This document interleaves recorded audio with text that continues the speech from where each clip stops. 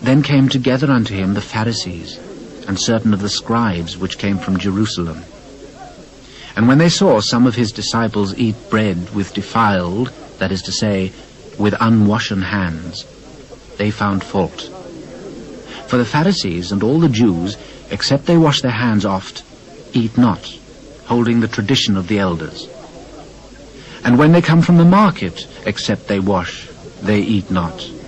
And many other things there be which they have received to hold, as the washing of cups and pots, brazen vessels, and of tables. Then the Pharisees and scribes asked him, Why walk not thy disciples according to the tradition of the elders, but eat bread with unwashen hands?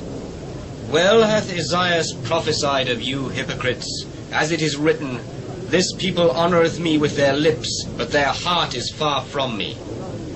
Howbeit in vain do they worship me, teaching for doctrines the commandments of men.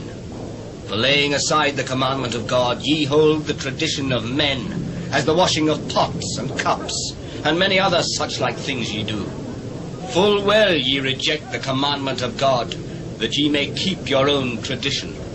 For Moses said, Honour thy father and thy mother, and whoso curseth father or mother, let him die the death. But ye say, if a man shall say to his father or mother, It is korba, that is to say, a gift, by whatsoever thou mightest be profited by me, he shall be free. And ye suffer him no more to do aught for his father or his mother, making the word of God of none effect through your tradition, which ye have delivered.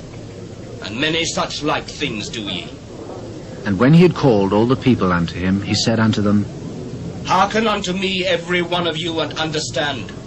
There is nothing from without a man, that entering into him can defile him.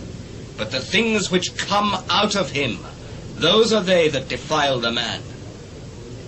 If any man have ears to hear, let him hear. And when he was entered into the house from the people, his disciples asked him concerning the parable.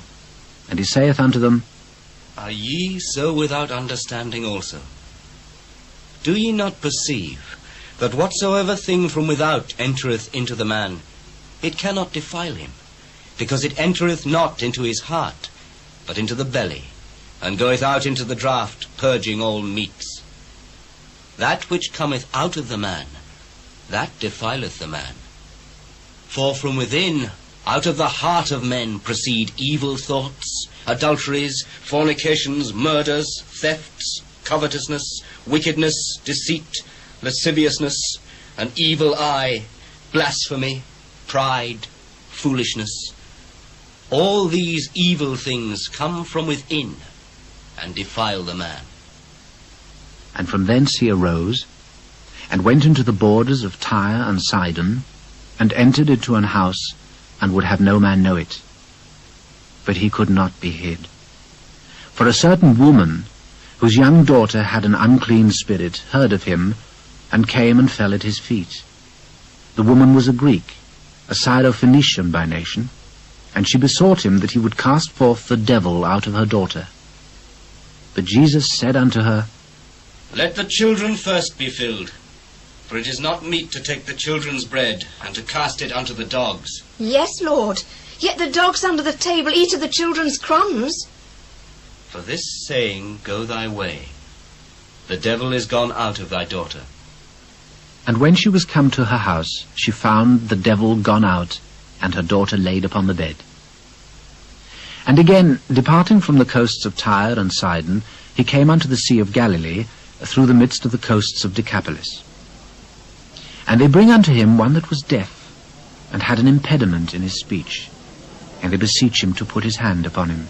And he took him aside from the multitude, and put his fingers into his ears, and he spit, and touched his tongue. And looking up to heaven, he sighed, and saith unto him, Ephphatha, that is, be opened. And straightway his ears were opened, and the string of his tongue was loosed, and he spake plain. And he charged them that they should tell no man. But the more he charged them, so much the more a great deal they published it, and were beyond measure astonished, saying, He hath done all things well. He maketh both the deaf to hear, and the dumb to speak,